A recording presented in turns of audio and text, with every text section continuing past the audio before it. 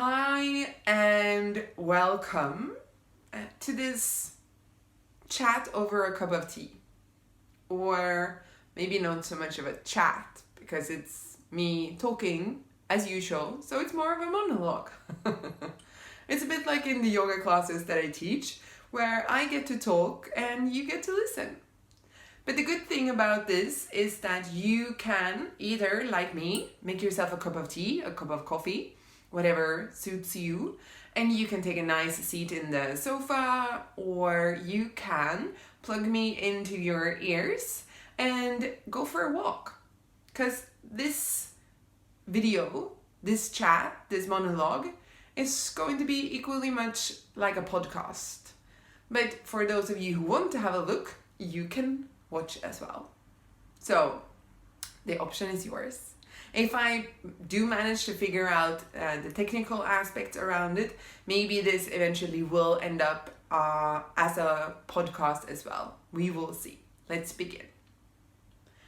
So a lot of you know me, of course, as a yoga teacher or as the yoga teacher, and that's really awesome. I really love my job as a yoga teacher. But sometimes what is easy to forget is that it is my job.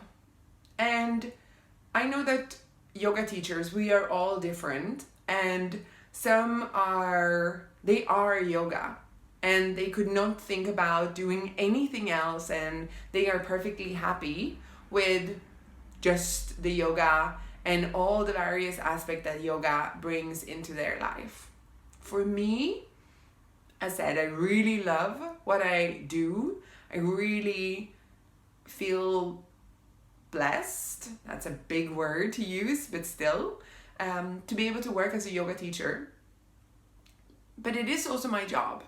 And lately, I've noticed that I have a hard time kind of disconnecting from work. I noticed that thoughts about work creep in at all hours of the day, and that it kind of takes over more and more and becomes more and more important, therefore.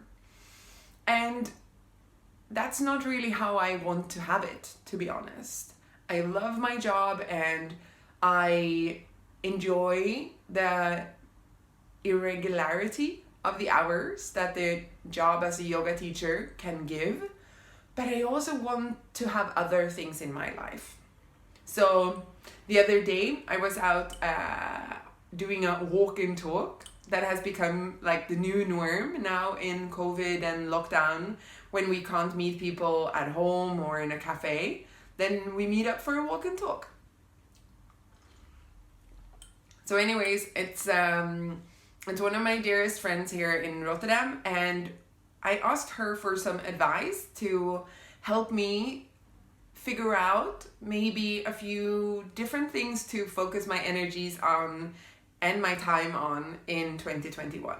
So basically, we had a long walk and talk talking about the year to come. She was sharing a few thoughts and ideas that she had for the year to come, and I was doing the same. And when I came home after that talk, I was feeling very inspired and filled with both energy and inspiration. And so I put down like a little mind map. Very elegantly shown, I know.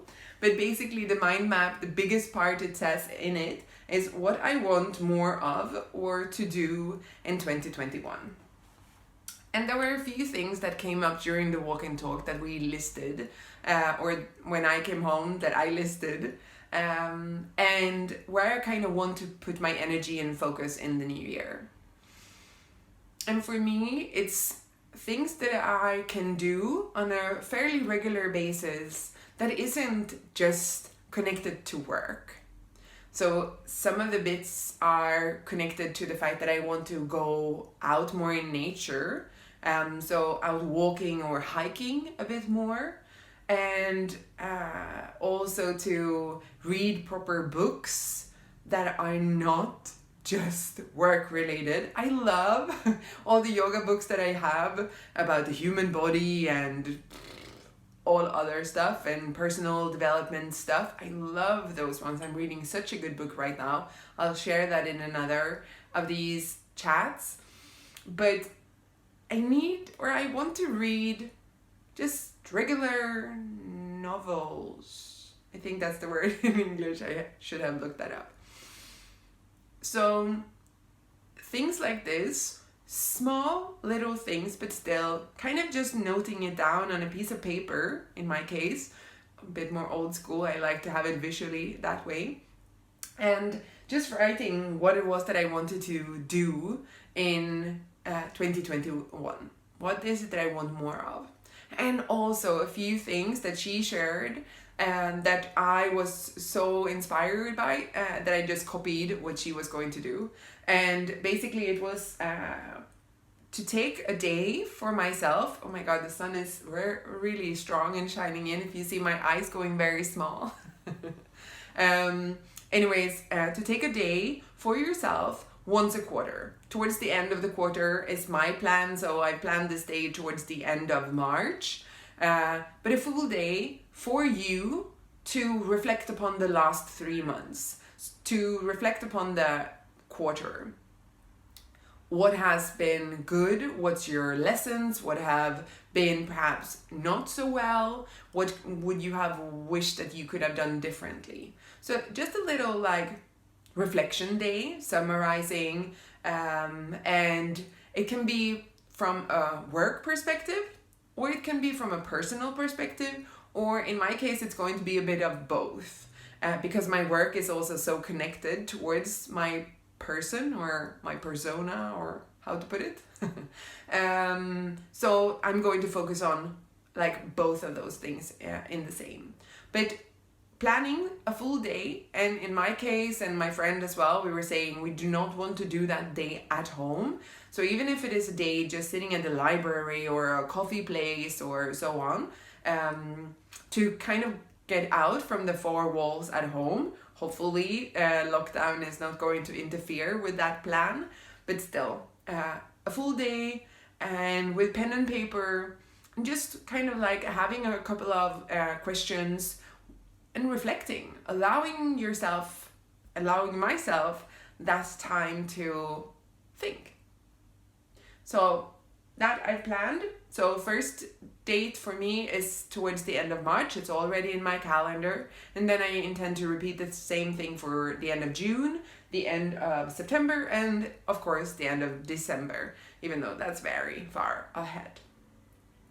And another inspiration that another friend of mine was giving was to, when you have these boring things, as a yoga teacher, for instance, I have quite a lot of administration that I need to do, and it's very easy to push that away or push that forward, procrastinate, because it's so boring.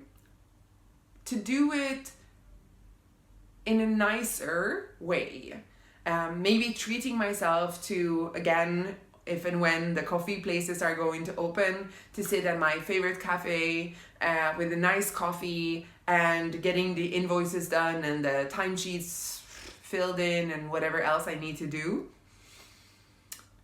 Or to treat myself to something afterwards, knowing that, okay, once I've done this, then I'm going to treat myself to a nice yoga class or a nice dinner, perhaps in the evening with hubby or something. So to know that I have that to look forward to as a nice little reward. And the third option would be to also put on good music and just make it a nice moment when doing it, perhaps even at home. Depending on how big of a project or how many hours I think that the thing is going to take, but just making it a nicer experience instead of just invoice time or whatever. And basically that was the rough outline, which for me was just a lot of inspiration to think about the new year.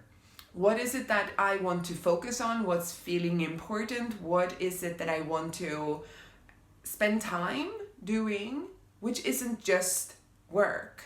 And also how to handle perhaps those less fun things when it comes to like administration and such.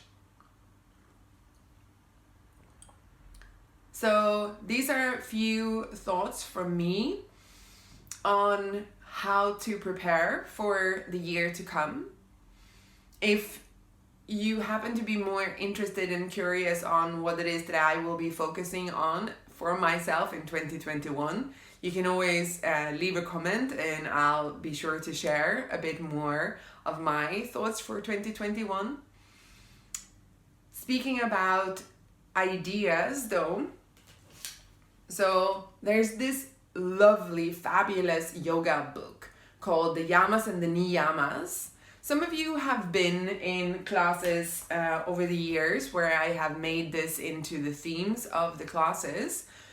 And I'm thinking that maybe it could be an interesting series to go through those. It's 10 all in all, and they are to think about or to think of as like life lessons, basically. Life lessons on how to live with more grace or how to live with more awareness, because I think that we all want to live well, and sometimes these tools can be of great help actually to realize a few thought patterns, a few habits that we have taken on that might not always be serving us so well. So share in the comments if you would be interested in me actually doing a series like that here and just going through those 10 all in all. And maybe that could be something for the next couple of weeks to do and to share. So with the tea in hand, I hope that you will perhaps find a little time, or rather create a little time for yourself in the next couple of days, maybe before the end of the year or maybe just in the beginning of the new year, to reflect on how has the year been, and also thinking ahead, what is it that you want more of, or what is it that you want differently in 2021? What are the things that you can begin to do differently already now to make sure that you have a nice year and that you make sure to live your one precious life the best way you know how to? Thank you so much for tuning in. If you enjoyed this little chat, as said, please leave a comment. Feel free to share as well this chat, and I hope that we will see each other soon again. Namaste.